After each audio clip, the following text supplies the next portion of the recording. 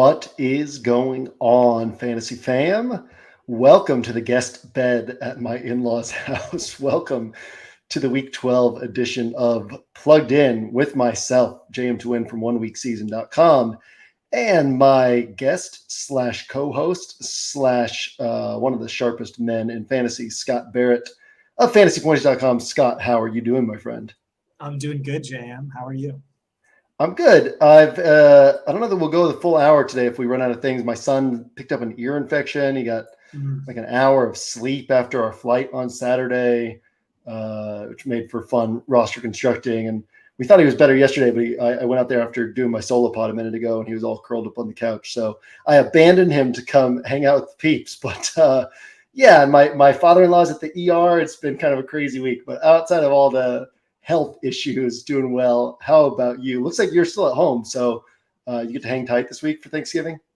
Yeah, you know how the football season is for me. I'm no wife, no kids, so I'm just under house arrest for 20 something weeks in a row. But it's like, yeah, it's a weird thing to describe. Like the feeling as soon as you get the week before the Super Bowl and basically the fantasy season ends. It's like you're being let out of prison, and it's just like this amazing feeling. But like the prison is also like, you just love the prison and you're so grateful that you're in the prison. Like, this is my dream job and I like love it so much, but it is a grind that definitely wears on you. I can't imagine, flying constantly to in-laws with sick kids on top of it. So that seems like what, the extra stuff, like the extra elements, because I still have to get everything done. I almost enjoy it, right? Because it's like an extra little puzzle to fit together to figure out how to do everything. Like I got to figure out right now how to balance my microphone on my lap in bed because there's no desk to use here. So yeah, it's just it's some fun stuff. Your recidivism rate, whatever that is extremely high. You get put back in prison every fall for another year of NFL. It's like the trailer park. A good way to describe. Yeah, there you go. How was your week 12? You played this last week, right after your bye week?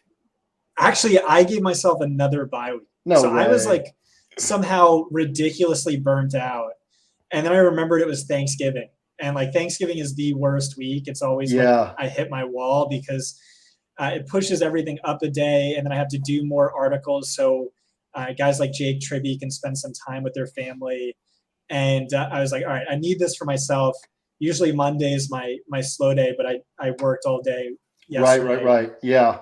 And so I took the week off. I got some like plays I definitely got right, but then there were a number of players who broke the slate where I don't know if I would have been on.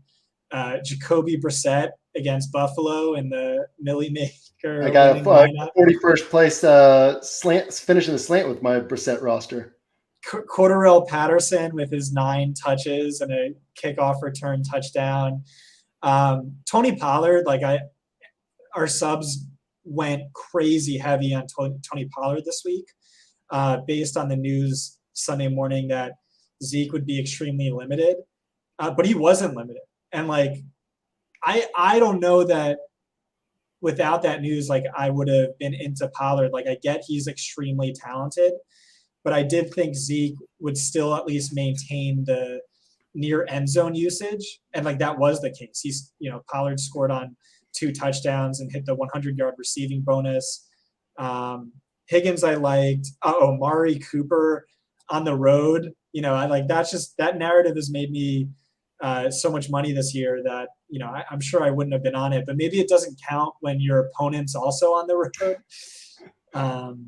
So I don't know. Yeah, a bunch of different plays like that.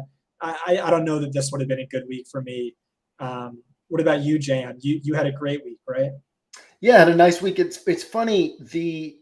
We talk about this Thanksgiving week. It's like I wrote in the Angles email this week. There's 18 main slates, right? But there are really 19 main slates because everybody loves the Thanksgiving slates. From a content perspective, from a DFS play perspective, that's like an extra main slate. And so this week is like a double week of work on our end. So strangely, it's strange. The week before Thanksgiving in 2019, I won the Wildcat.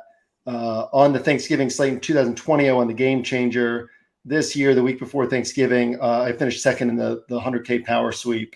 and had like I had like 7 rosters in the top 200 in the slant. So something about like, yeah, it's almost like the travel stuff and how crazy everything gets. Like I tighten up a little bit, but I don't have as much content responsibility as you have. So I'm not as burned out as you are at this point in the season. We had, so I think that one of the big edges, this is something you and I have talked about is, well, actually, let's go back a little bit. A couple of years ago. Let me chime in real quick. This is the first real contrarian slate of the season. Like combinatorial ownership was at, I don't know, 75% this week in the winning Millie Maker lineup. Prior to that, it had been like 180 to 240% for, I don't know, seemingly 11 straight weeks. Well, and I talked about this today in the Inner Circle podcast. That's a great show, by the way. Thank you so much. We want to focus on like avoiding fragile chalk, and we want to focus on playing anti-fragile chalk. And people look at chalk and they're just like, I got to move off of it. It's chalk. Or they're just like, oh, this is the best play. Let me play it. Right. And people don't filter through like which times they should be. So like a few weeks ago when there were 7 chalky running backs under 7,100 and it was like week 9, the Justin Fields 5,300 week. And all these running backs were good plays. It's like, if you go outside of that pool of running backs, you not only need to get your non-chalky running back right, but you need all of these other chalky running backs to fail, because like 2 of them will be on most rosters, 3 of them will be on some rosters. And so those are the types of weeks where you just say, I'm not even going to try to outsmart the field. I just play the chalky guys. This is like collectively chalk running back is anti-fragile. This week, like the chalk was so fragile. 2 weeks ago, same thing with Dameon Pierce, where it was like pricing was tight and he was only chalk because of how tight pricing was. And so on weeks like that, that's where you say, okay, things are fragile. So now I move off of it. Or even like, for example, this last week, so we were on Mike Johnson was on Tony Pollard from a standpoint of like, hey, hopefully Zeke is active and has a smaller role. Then once the news comes out, now Pollard's ownership didn't go up a ton, but once the news came out, he actually becomes like a less strong play because more people are going to be on him, right? I cut my Kenyon Drake exposure in half once Gus Edwards was inactive, because Kenyon Drake is still a fragile play. Like it's still fragile chalk. It's on how many times have we seen a monster game from this Ravens backfield, right? Like we see 1 per year maybe. And like Kenyon Drake had one a couple weeks ago and it was very random. And he got the touchdowns as well. And like, they don't catch passes in this backfield. It's very rare. And so I had like 12% Kenyon Drake exposure, hoping that Gus Edwards would be active and then not play his full role, right? And then the moment that Gus Edwards was inactive, I cut that Kenyon Drake exposure down to like 5 or 6% because it was like, well, now everybody's going to be on him and he's still a fragile play. And so this is a guy that I want to be off of. And so I think that that's something that people don't think about enough, is like paying attention to what type of chalk you're dealing with. Another thing people don't pay attention to is what has to happen for chalk to hit. So like CD Lamb was popular this last week, but we know the Cowboys don't want to be a pass heavy offense. So if CD Lamb is hitting, it's as a result of a game environment that's forcing the Cowboys to pass a lot. So like every CD Lamb roster of mine had Justin Jefferson on it, basically saying if CD Lamb's going to have a big game, it probably requires Justin Jefferson having a big game in order to hit. And those are like these little edges that we can find that just make such a big difference for us. But yeah, another edge, and this is something that, so a couple of years ago, you were in the OWS Discord, like a contributor chat, and Blender HD from Roto Grinders was in there. And Blender, who's like a super sharp DFS player from, if you guys aren't familiar with him, he's at Roto Grinders, really sharp DFS theory strategy. But he's one of these guys who doesn't know the sports, right? He just plays DFS strategy and theory. And one of the things that I've always like argued, Blender and I align on like 90% of things, but I've always argued with him that the people who know the NFL really well have an edge over the people who don't, as long as they're still playing with sound DFS strategy and theory. So one of the ways in which that's true is projection relies so heavily on Vegas lines. And I had a conversation a few years ago with a top DFS player who very clearly had no respect for me. And he was like basically looking at me like I was an idiot and saying the only thing you need for playing DFS is Vegas lines. Okay, well, this last week, Steelers and Bengals opened at 42.5, got bet down to 39.5. And yet there was such a broad potential range of outcomes on that game. And I kept saying all week, would it surprise us on Sunday night if Joe Burrow was the quarterback to play on the slate. Like it wasn't going to surprise anyone, and yet nobody was going to play him because the people who play him probably by and large don't know how to put together great rosters. And the people who know how to put together great rosters aren't playing him because he's not popping in their projections, right? So I had like 20% Joe Burrow in my large field play. I had him on one of my three entry rosters, Joe Burrow, T. Higgins, and I forget who my bringbacks were on that. Pat Frymuth was my bringback on that roster. My Jacoby Brissett roster, I had like 3 out of 150%, but there were like a lot of interesting components there, right? Of like Jacoby Brissett needs the Bills to be scoring points, but he also needs Josh Allen to not put up 30 plus, because what's the point of playing Brissett, taking this high risk on Brissett if Josh Allen's putting up 30 plus? So like every Brissett roster of mine had Singletary and didn't have Diggs. Like I had Singletary and Knox or Singletary and Gabe Davis, plus Amari, plus Donovan Peoples-Jones. And so it's these little things of like, you've got to combine the DFS strategy and theory of like those Jacoby Brissett rosters, how they were put together. But you also have to be willing to be like, oh yeah, the Bengals are third in pass rate over expectation, and they're playing a Steelers team that's good against the run and horrible against the pass. And everybody's just like, oh, the Bengals can't pass the ball with Jamar Chase out because there's been 2 games where they haven't done well through the air. And so it's like finding those spots is so valuable. And if you're just looking at projections, just looking at Vegas lines, you can't do that. So I love the balance there of being able to find these places where we can say, yeah, our superior NFL knowledge helps us with these little extra things. We still have to have the things that most, like there are a lot of people who know the NFL well and don't do well in DFS because they don't know how to put together rosters. But if you know how to put together the rosters and then apply that NFL knowledge, it is just, I mean, it makes it so much more fun. So yeah, fun week for me. And then, you know, we were heavy on the Bengals stack, and Mike was really pushing Pollard this last week. It's just like a ceiling play. Like hopefully Zeke is active, but doesn't have the role. Turned out he was active and did have the role, and yet Pollard still hit, which is similar to the first Pollard chalk week, right? Where Pollard had 15 touches, but went for 30 plus points. It's almost like Pollard can just hit, right? But I'm interested to see what happens on this Thanksgiving slate, because everybody's going to want to play Pollard now.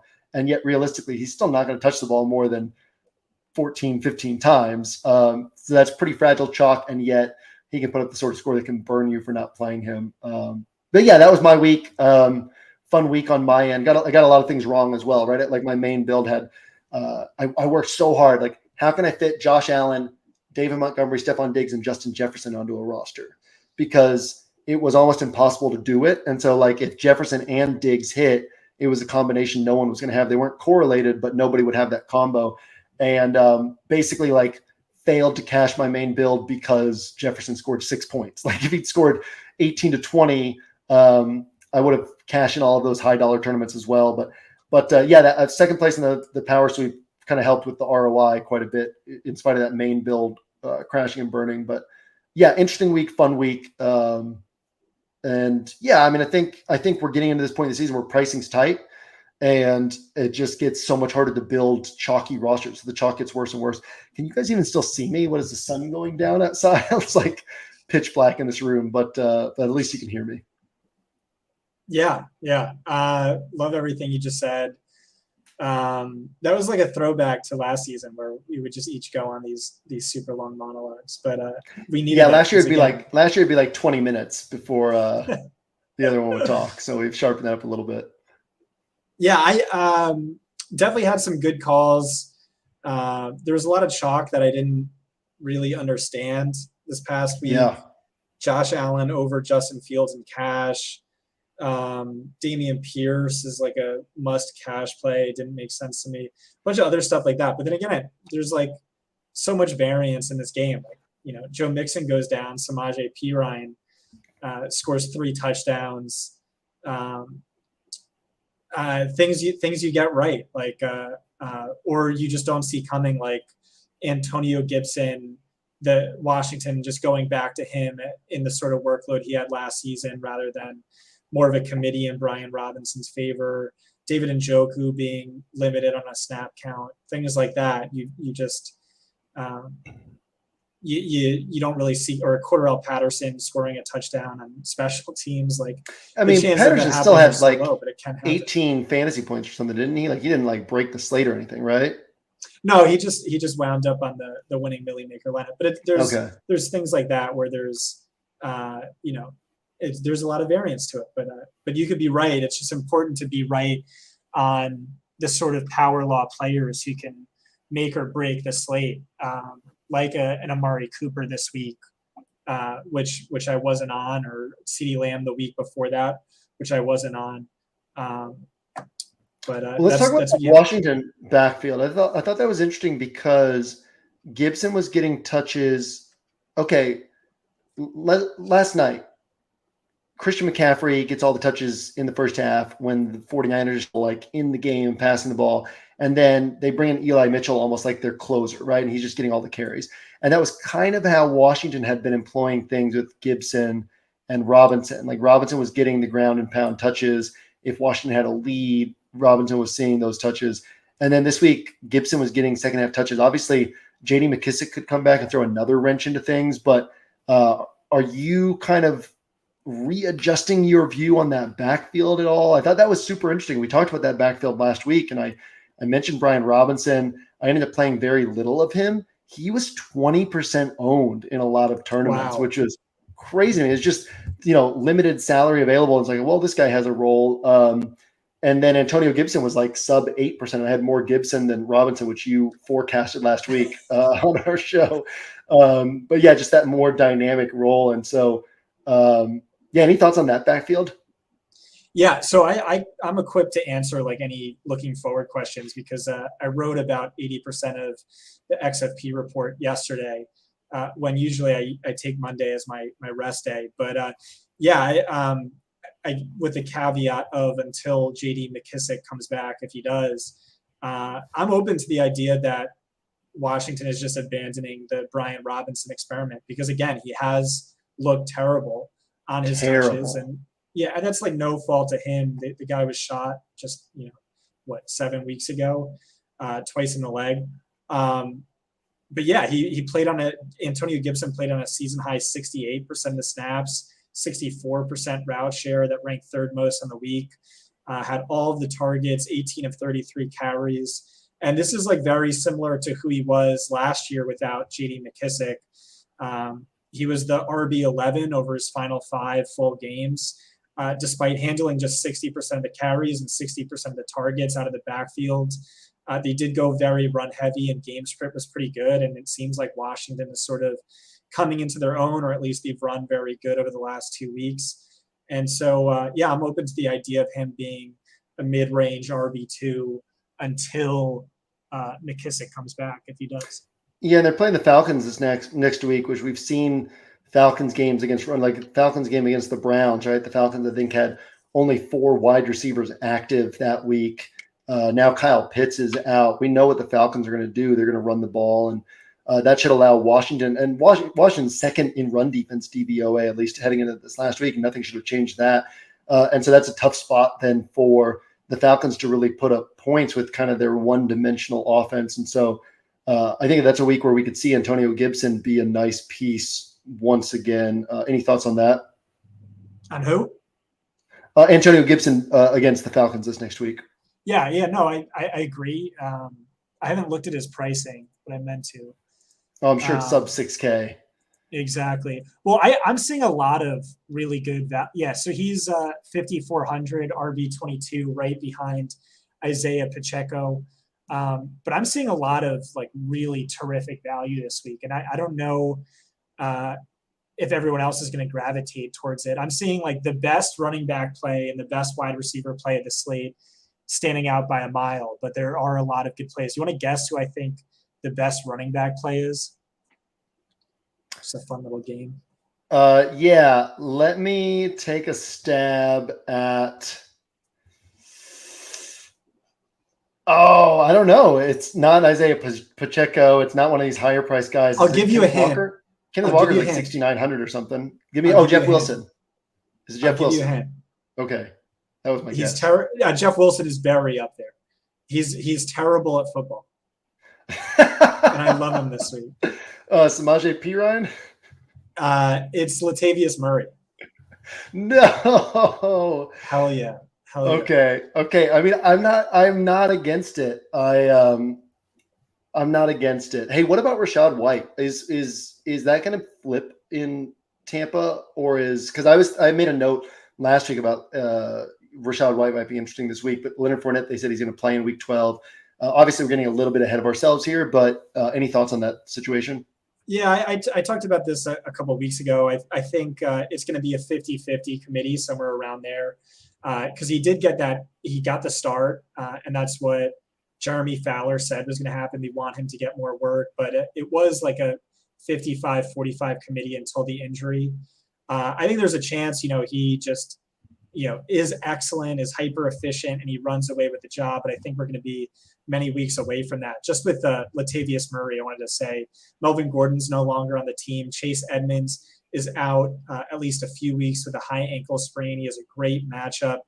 And super importantly to me, this is now a Kubiak-led offense. Gary Kubiak's son, Clint Kubiak. Yeah. And Gary Kubiak was like one of the all-time RB goats. Like his offense has ranked top 12 in rushing yards every season of his career, top 5, 10 of 13 seasons. So that gets me excited. Yeah, I actually, when they said that Clint was going to be calling plays this last week, I was even like, man, I wonder if I can play a Broncos running back. And then it was like, no, I can't. But that was before Melvin Gordon was cut. And Melvin Gordon was cut after the Chase Edmonds injury, which means that they were basically like, hey, we're just going to roll with Latavius Murray here. Do they have who's behind Latavius Murray on that roster? Marlon Mack and no one else. Oh, that's right, Marlon Mack. Yeah. Does he strike fear into your heart? No, but like I have always liked Marlon Mack as like a one cut and go runner, but they haven't been giving him touches, so clearly they don't see him as like he's not a threat to Latavius Murray. It's just a crazy situation for Latavius Murray to not be on a roster to start the season, be on the Saints for one game and be cut by them, and then the Broncos were like, cool, we've got our lead back now. But no, like I really like that. And what's interesting too is last week with no value available, like projections and optimizers, we're trying to push Latavius Murray onto my build with Melvin Gordon still on the team. It was just like, well, there's no value, so here's Latavius Murray. And like I was like, well, let's cut him out of my player pool so that stops happening, right? And I feel like that's kind of the way that people will see the situation. I don't think that he's the guy people will want to go to if he becomes super popular. Then he's one of those pieces of like fragile chalk where you're like, yeah, but he can also just completely bomb and we can go a different direction. But if he's like sub 15% owned, sub 12% owned, I think that's a super interesting play this next week. Yeah, Jeff Wilson, thoughts there with that Miami backfield? Yeah, I'm super bullish on him. He seems well ahead of Raheem Mostert in his first game with the team, just like days after, flying out there. He had 55% of the team's backfield XFP, and then that jumped to 66% in week 10. He had 17 carries, 6 targets. That's easy RB1 volume. This is an offense you want a piece of every single week in DFS. It's easily one of the top 3 offenses in football to me. He's been hyper efficient, 6.5 yards per carry. This is a familiar scheme, and this is the Shanahan run scheme that lends itself towards hyper efficiency. And then obviously he's up against Houston, so he's clearly one of the best plays of the slate to me, priced at just $5,900. Yeah, and I always want to look at where a coach is going to lean with their play calling. And one of the things we've seen with Houston is bottom 3 or bottom 4 opponent pass play rate in the NFL. Houston's pass defense ranks like bottom 8 in DVOA, but it's just that it's so easy to run against them, and Houston's so unlikely to score points on the other side that teams just tilt all of their play calling toward the run. And so I could see, obviously Tyreek Hill can hit, Jalen Waddle can hit, but at their price tags, I can see them really underwhelming this next week just because the game flow and the play calling could lend. So that's why like this last week, Terry McLaurin chalk against Houston, to me, it was like, well, why go there when you know that Washington wants to run the ball and that teams run the ball against the Texans? And the only way McLaurin's seeing hefty volume is if this game goes a different direction. And so, yeah, I think that's a really interesting spot this next week, Jeff Wilson. And he's one of those guys who, even me knowing all this stuff, when I was getting an early sense of the main slate this next week, it was like, yeah, this seems too easy, right? Like this seems like I must be missing something. And so then you move on from the Jeff Wilson play. But I love you having those thoughts on it, because I do think that it's a super interesting spot. And if we can get him at 5,900 and that opens up a lot of other things on the slate, then that's a really nice way to play this next slate. Speaking of guys whose roles are expanding, any thoughts on Kyron Williams? I know that offense as a whole is just atrocious, but it does seem like he's going to keep seeing a larger and larger role week in and week out. Yeah, I have no interest. Per Jordan Rodriguez, Henderson suffered a knee injury during pregame warmup, so that's why he didn't really play at all. The offense stinks. The offensive line is generationally bad. The Rams have scored the fewest team running back fantasy points by a whopping 26%. You've had 0 running backs exceed 13.2 fantasy points in any game this season. So really just no interest in any Rams running back probably for the rest of the season. Okay, well, rain on that parade for me, why don't you? And then another question is, and then I want to talk about this Thanksgiving slate a little bit too, because I know the people. I have one more for you too.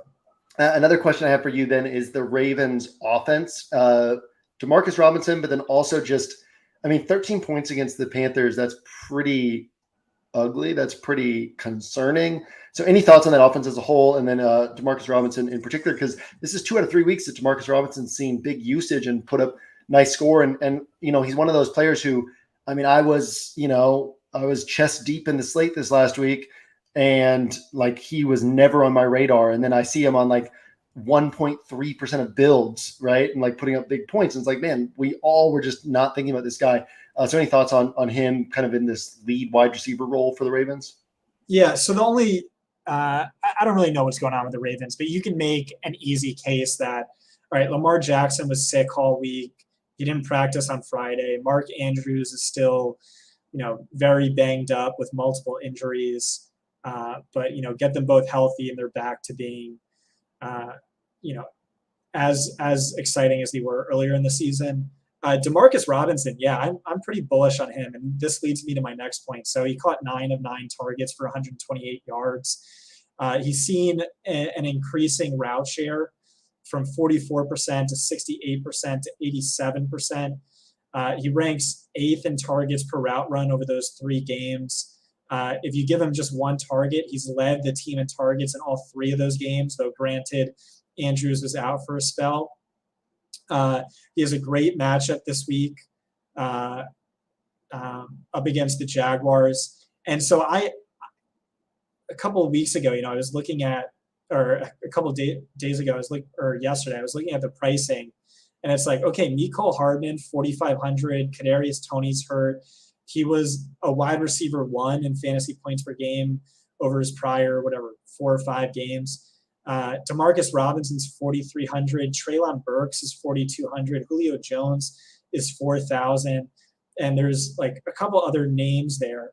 But one stands out to me as the best play of the slate, and that's Garrett Wilson. I'm really excited about Garrett Wilson. I just tweeted out a stat. It was catchable passes thrown per start. Joe Flacco's at 42.7, which is most among all quarterbacks. Maybe that's not sustainable, but 42.7. Zach Wilson is at half that. He ranks 32nd, just above Marcus Mariota with 21.7. And every one of my replies was do it on a per pass attempt basis. What does this stat mean? And it's all right, agreed. If I wanted to show you how much more efficient Joe Flacco is than Zach Wilson, that's the stat. It's not what I'm trying to show you. I'm trying to show you Garrett Wilson is the best play of the slate. Where more or less, you could kind of just double his projection if Joe Flacco started. When over the first 3 weeks of the season, Garrett Wilson's first 3 games of his career, he ranked top 7 in first read targets, ranked top 12 in total targets, despite running a route on just 68% of the team's dropbacks, top 12 in targets per route run, yards per route run. And so, he really stands out to me as a potential slate breaker. How likely do you think it is that they make that quarterback change? I don't know. I mean, the head coach really threw him under the bus. They're we're going to look into making all these changes. And this was after Zach Wilson was no, it's not my fault. It's not on me. And then you have the wide receivers tweeting out and favoriting passive-aggressive tweets. I can see a 50-50. Yeah, granted, Zach Wilson starts, you're not going to play Garrett Wilson, but if not, I mean, I'm going to be all in. Yeah, I like I like that stat because one of the things that we want to think about is how coaches are going to call a game. With no Breece Hall, they will be perfectly happy to tilt more pass heavy if they have Joe Flacco in there. So it doesn't matter the per attempt numbers. What matters is the fact that they're going to pass more, and Joe Flacco is going to be better on those pass attempts. Because this is a team that they were one of the most pass heavy teams in the NFL to start the season. And then Breece Hall really got his flow going, and Zach Wilson came back, and it was like, well, let's hide Zach Wilson. Let's ride Breece Hall. Breece Hall got hurt, and it was like, well, we still have to hide Zach Wilson, right? So let's play defense and hide Zach Wilson ball. But if they can, like, they're 6-4, and they have a shot. They're in a really tough AFC, right? Right now, there would be one of these teams with a winning record that would miss the playoffs. And so they're in this tough AFC where it's like, hey, they have to keep pace. They have to keep winning games. And they don't want to give up this shot at their first playoff appearance in however long, since the Rex Ryan years, right? And so I could see them throwing in the towel on this Zach Wilson thing, at least for this year, and making the move. And if that happens, I definitely agree with you that Garrett Wilson is extremely sharp. And I liked Garrett Wilson this last week if he was going to be low owned, right? But he was super chalky. And then it was another spot where it's like, this is pretty fragile chalk and pretty easy for me to say. I think I had like 3% Garrett Wilson. Obviously didn't have him on my main rosters because like you still got Zach Wilson at quarterback with the Patriots pass rush coming after them. Speaking of the Patriots pass rush, Christian Darrisaw is going to miss for the Vikings this week. We know that Kirk Cousins under pressure is a very different quarterback than Kirk Cousins not under pressure. That's the case for every quarterback in the NFL, but more so for Cousins than for most. So let's start there on the Thanksgiving slate. Any quick thoughts on that game, right? Like man coverage for Justin Jefferson, that's great. And we've seen the Patriots like lack of willingness to move to a zone heavy scheme. They let Lamar Jackson run all over them. They let Justin Fields run all over them because of how much man coverage they were playing. And so that's great for Justin Jefferson. But does Kirk Cousins have the time to throw the ball? Does this become a spot where Justin Jefferson is one of the higher priced guys on the slate? Is kind of a guy that on this Thanksgiving slate, we're like, maybe not going there, maybe going a different direction. Yeah, this is also a brutal matchup. The Patriots have been like, they look on paper just as strong as they've ever been, and like we've seen some really elite Patriots defenses. They held Sam Ehlinger to 103 passing yards and Zach Wilson to 77 passing yards. And like, granted, those quarterbacks stink, but that was just the second time since like 1967 a defense has held teams back to back under 150 passing yards. I don't know. I could see that game being a really ugly, sort of slop fest. Definitely not one that gets me too excited. Yeah, and then we've got on the Patriots side, you've got the backfield where I think that people just won't. We see it on these small slates, right? Where people just like chalk becomes 80% owned, and there's like starters, guys who can score multiple touchdowns who are like 10% owned, 12%, 15% owned. I could see a guy like Damian Harris putting up 2 touchdowns in this spot, or Ramondre Stevenson putting up a big game and just nobody being on him in that night game. I think that one's really interesting. So if people are not paying up for Justin Jefferson at wide receiver, the other options are CeeDee Lamb, Amon-Ra St. Brown, Stephon Diggs. Stephon Diggs, it appeared that he was kind of upset with his usage in the first half of that Bills game. They emphasized him a little bit more in the second half of this game in week 11, taking on the Lions pass defense. I think that Josh Allen will be popular. Stephon Diggs will be popular. But when we look at the other quarterbacks on the slate, right, Kirk Cousins, Mac Jones, Jared Goff, Daniel Jones, the Cowboys in the game that they're favored to win by quite a bit. Josh Allen to Stephon Diggs seems really sharp, and I think that it could be a little bit under-owned compared to the likelihood of it being the best pairing on the slate, just because people like to play CeeDee Lamb and people like to play Dak Prescott, and people might be a little bit nervous about this Bills offense right now. Are you a little bit nervous about this Bills offense? I guess they don't even have to travel, right? They just get to stay in Detroit this week and prep for this game against the Lions in a dome once again. So any thoughts on those other top wide receivers, quarterback pairings, all that stuff? Yeah, I think we should be a little hesitant with Josh Allen, I think he had like the lowest rushing yards he's ever had in his career, or damn close to that, under 10 last week. From weeks 1 through 6, he ranked second best in passer rating, fifth best in off-target throw rate. Since week 7, he ranks worst in passer rating, third worst in off-target throw rate. And so this injury may be getting to him, or it could be something else as it sort of predates when that injury occurred. But otherwise, I mean, it's a perfect matchup. It's in the dome. Yeah, I mean, that's the hole you want to poke in him if he's going to be mega chalky. I will also say with Amon-Ra St. Brown, I would like him more if Josh Reynolds is back this week, because we've seen when Chark was out and then also Reynolds was out, they moved him more outside. But part of the reason why I was so high on Amon-Ra St. Brown this year was also the Ben Johnson slot role, who just like loves the slot, talks about how it's so hard to game plan against the slot. And so rather than being like 50-50 slot out wide, if Reynolds comes back, I could see him being, 70-30, 80-20 in the slot. But regardless, I mean, we need to talk about this. We've always been like, this Bills defense is hyper elite, and maybe Tre'Davious White comes back, maybe not. But I did look at Amari Cooper. I did look at DPJ this past week, because all the numbers were saying like, no, this is a bottom 10 cornerback core against outside wide receivers, which is not something we've ever seen from the Bills. And then both those guys hit big. And so, maybe this is a much softer matchup than people are thinking right now. Yeah, you know what? That's a good point. I don't think that I've highlighted or emphasized that enough.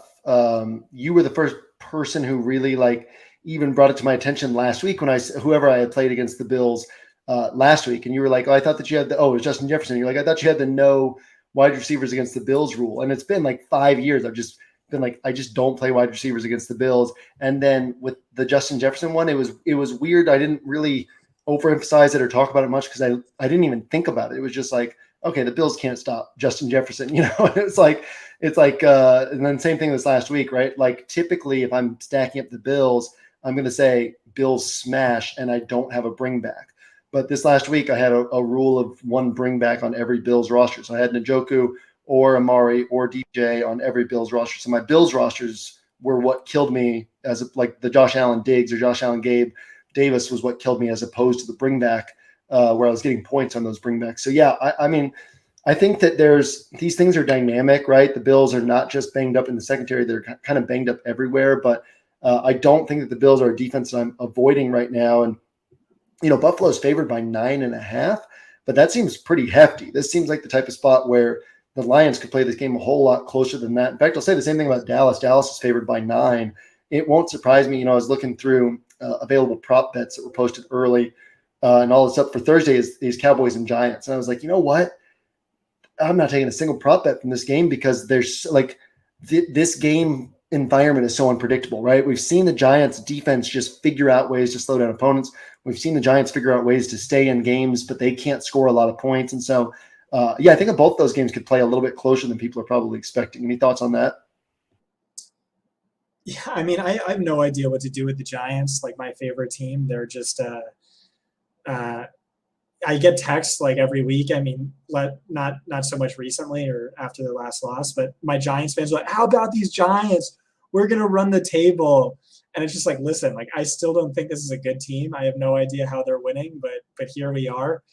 Yeah, I think this game could be a lot closer than Vegas suggests. I will say Darius Slayton definitely stands out to me without Wan'Dale Robinson, because not only is he seeing really good volume, but he's been quietly amazing. He ranks top 6 in yards per target, top 6 in depth adjusted yards per target, top 6 in ESPN's open rate, how good a wide receiver is at getting open. And they just really have no one else to throw the ball to. Sure, it's not a great matchup, but they just really have no one else to throw the ball to. Did Darius Slayton kill the Mars dogs or something?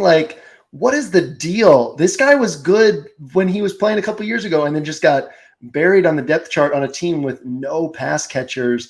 I mean, I love seeing Darius Slayton he was one of those guys who I was drafting heavily in best ball a couple of years ago, and then he like didn't play all year, and you're just like, it was like, what happened to Darius Slayton? But yeah, no, I really like that call, and I think that he's his price. I haven't registered yet what his price is for this Thursday, but his price is like higher than people really want to pay for a Giants wide receiver. He was $5K this last week on the main slate, and just pretty low owned, because it's like, well, who wants to pay $5K for a Giants wide receiver with Daniel Jones throwing them the ball? So no, I like that. I also, one thing I noticed is, if he was just 100 cheaper, I would have like really liked him. It's just like the visual component to seeing him in the 5K range. Exactly. The pricing psychology there is super interesting. Another one that I want to bring up, speaking of pricing, so DraftKings has made a concession, it seems, to the fact that a lot of casual players play the Thanksgiving slate. Josh Allen's price has dropped. Justin Jefferson's down in like the low 8Ks. Stephon Diggs' price has dropped. I don't know that Justin Jefferson is healthy, by the way. I think that's a key. Really? Yeah. Interesting. Okay. Gabe Davis is 5,300 this week, which I kind of don't like, right? Because if he's 6,100, then people are going to be like, I can't pay that price tag on him. And then he's low owned, and you can maybe target this blow up game. Now he becomes like this Will Fuller situation where a bunch of people might have him, but also like he can put up a 40-pointer that you had to have in order to compete on the slate. But a lot of interesting pricing changes where DraftKings has been like, hey, let's loosen things up a little bit this week for the casual players. So any thoughts on Gabe Davis against the Lions? I know that we typically can't bank on more than like 3 to 5 targets, but 3 to 5 targets against the Lions is still him to go for like 110 yards and 2 touchdowns, right? I like Gabe Davis. I like him a lot. I will say, by the way, Justin Jefferson dealing with a mild case of turf toe, but that, you could use that as an explanation to fade him. Like, oh, maybe that's why he underwhelmed last week. But yeah, Gabe Davis, I think we're kind of overstating his ceiling to floor. If we assume Josh Allen is, back to full health, or granted, he hasn't played well, but even like bad games for Josh Allen are still typically, 25 fantasy points. And he's made some amazing throws in addition to some of the turnover worthy throws we've seen. But yeah, if you exclude weeks 3 to 4, where Gabe Davis was still dealing with an injury, he averages over 20 fantasy points per game over his last 8 games. He hit at least 16.4 fantasy points in 5 or 6 of those 8 games. And then, yeah, so like, if you look at it that way, he's a top value, and should be, I don't know, 6,800 or 7,200 instead of 5,300. He just also has those massive boom games. I mean, granted, I'm adding in that Chiefs playoff game into these numbers, but I like him. I like him a lot. Sure, we do know his role, and it lends itself towards volatility, where he's getting thrown these, like, target volume is a lot less than Stephon Diggs. Allen is really careful about picking these spots, but when he does throw it to him, it's typically when has more than a step of separation on a deep throw. And like, hey, if he just gets 3 of those, he could really break the slate. Yeah, deepest average depth of target among qualified receivers in the NFL. And it's a long season. I'd completely forgotten about the fact that he was banged up for a couple of games there. And so that's an interesting point that you bring up. Man, Scott, I know that your Wednesdays are super busy in season, but I love doing this podcast after you've done like XFP stuff and looked forward. It'd be interesting to maybe talk about shifting. If you move to Wednesday, I'm so down to do that. I always feel like, you have to put the show on your back, because. Well, it's funny. Our original intention was like a Monday DFS recap pod, because there's just not a lot of early week content. And then we realized, people don't really want to listen to Monday, like, recap stuff anyway. We moved to Tuesday, but I think like a midweek pod where we kind of touch on the previous week and then look forward would actually, I think that'd be really fun. And I think it really helps us get our feet under us in terms of like, so much early in the week compared to what other people know early in the week. So I really like that idea. I'll write that down, and then I'll remind you of this week 12 podcast where you said that we could do that. If you say that you're too busy on Wednesdays, I'll be like, no. The judge and jury are here. You said that we could do this. Any other thoughts on any of these teams, any of these situations, Thanksgiving slate, games, player usage, anything like that? I don't have anything else on my end. I keep coming back to my Schultz Lamb splits, where Lamb broke the slate 2 weeks ago, but prior to that, under Dak Prescott's last 10 or their average yards per game in their last 10 starts with Dak Prescott, they're basically the same player. It's like 74 yards per game to 71 yards per game. So I'd say don't sleep on Dalton Schultz. I think like every week ownership overrates Lamb, and that really did kill me 2 weeks ago, but every other week that really worked in my favor.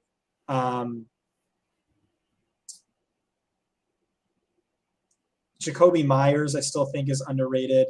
The Vikings are the worst defense in the league against outside wide receivers. I think they're somewhere around neutral to the slot, but his usage is really good. Oh, Ramondre Stevenson. To me, he is looking like 75%, 66% LeGarrette Blount, and 100% James White, which means that's like an insanely valuable work, even though committee back. TJ Hawkinson. Man, he might push Mark Andrews to be the overall tight end too. He's looking like an oligarch tight end to me, where there's maybe only 3 tight ends that matter, and the rest are all peasants ruled by this oligarchical class. Just obscene usage the last 3 weeks since he joined the team. Basically 9 targets every single week, basically leading all non-Kelsey tight ends in XFP every single week. Ridiculously good route share, target share. I think he's already supplanted Thielen as the wide receiver too. Agreed. Yeah, I like that. Yeah, and I would even throw. It's funny because the pricing psychology tells us something different, but I would throw Schultz into that mix as like there's 4, right? Because Schultz finished 3rd among fantasy points among tight ends and fantasy points last year, and maybe he's not. I mean, he doesn't have the usage of like Hawkinson, but he's not being. He's like a duke. He's got some land and he's got some peasants under him. Like he's not up there with the top 3, but he's also not in this category of like guys who he's like a wealthy. Yeah, he and Njoku are wealthy merchants who are like not there at the top, but they're part of this this class that's still like different from the bottom tier. And then the rest of it's like, and I think that what's one of the things that we're going to see on Thanksgiving slate is people trying to get sneaky with tight end, but Hawkinson and Schultz are there. And I think it's like, well, just play one of these guys and be different somewhere else. There's going to be more fragile chalk than those guys, in my opinion. Now watch like Hunter Henry go out and get 2 touchdowns or something like that. But yeah, I mean, I think that's one of the spots where, having 2 of these guys on a slate, it is very, it's very much worth paying attention to what their roles are. I mean, Hawkinson's role has been nuts since he joined the Vikings. I have one last question for you regarding the slate, and I don't have an answer, but my guy Jake Tribby is doing the Thanksgiving slate breakdown, and I'll spend a lot of time with that article, critiquing it, editing it, and stuff like that. It's going to be awesome. Be on the lookout for that, Fantasy Point subscribers. But he's also our resident meme king. His meme game is top notch, and he's tweeted about a 4,400 James Cook at least 3 times.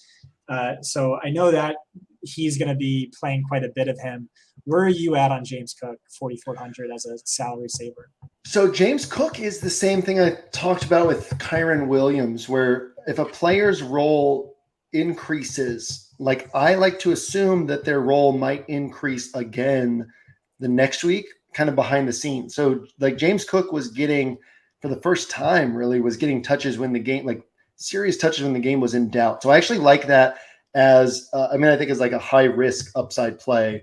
But no, I think that that's sharp. I think that it's interesting. I think that that's a place where we can be different on a slate where running back isn't necessarily going to be like that bankable of production. There could be like, can James Cook put up 30 points? No, but maybe some of these other running backs, maybe like most of them don't top 15 to 20, and James Cook puts up that same type of score for a much lower price tag. So he's not a guy that I'm like, oh, I'm all in on this guy, but he's definitely a guy who's on my radar as somebody who's interesting on that Thanksgiving slate.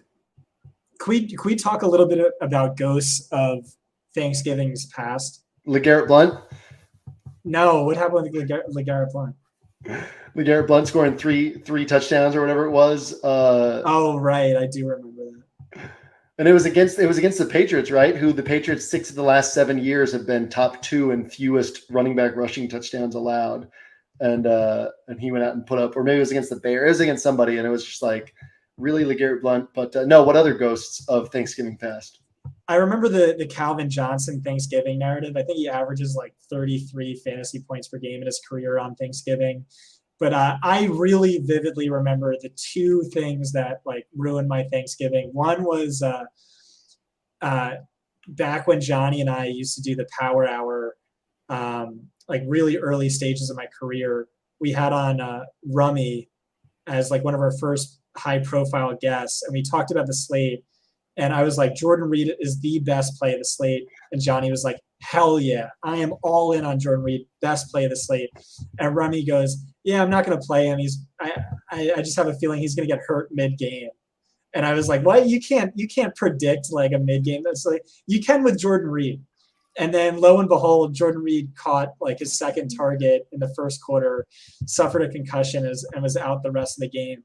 And then I remember, I think it was 2017, Robbie Anderson, who I was always like, oh, Robbie Anderson stinks. He's overrated. Had like a worst possible cornerback matchup against like a top shelf corner who was amazing all year. And then he breaks the slate with like 2 or 3 touchdowns and 150 yards. And just like, you know, I'm at the Thanksgiving table and my grandmother's like, it's 3:00. Why are you hammered? And crying. No, just like I was writing all day. I wasn't with my family. The Thanksgiving slates are so funky because everybody plays the slate, and then there's only 3 games to choose from. So these guys who, if they hit on the main slate, they'd be, 0.2% owned, probably on bad rosters. But they hit on Thanksgiving and they're like 12% owned. It's like, yeah, the whatever random guy scores multiple touchdowns or has these big plays on the Thanksgiving slate. Antonio Gibson had his best career game on a Thanksgiving slate, although it was the 2020 slate where everybody was on Zeke. Zeke was like 80% owned, and everyone was on Zeke. Cowboys defense. Andy Dalton was playing quarterback that week for the Cowboys, and it was like, oh, the Cowboys will dominate and just keep the ball on the ground. And it was like, yeah, probably. But what if that doesn't happen? And so I went Antonio Gibson and Washington defense. And Washington won the game 41-16, right? Because then once Washington got the lead, they could pin their ears back against Dalton, and Zeke had like 3.7 fantasy points or something like that. So sometimes we can find those that work in our favor. Most of the time we can't. Most of the time it's LeGarrette Blount or Robbie Anderson or Jordan Reed got hurt so much, but he was awesome whenever he was healthy. But yeah, I'm always excited for the Thanksgiving slate. I always think I'm not going to play it. And then because I'm like, oh, I got to be ahead of things for the Sunday slate. And then by like Wednesday night, I'm like, no, I'll put it in the roster. I've already done all this work for it. So yeah, it should be fun to either lose big or win big on Thursday. I just thought of someone I wanted to bring up earlier in the show. Jamal Williams. All he does is score touchdowns, multiple touchdowns or 0 touchdowns. Still can't hit 4x his salary. He got 3 touchdowns last week and like 22 fantasy points. But yeah, that's literally like you're betting on whether or not he gets the touchdowns this week.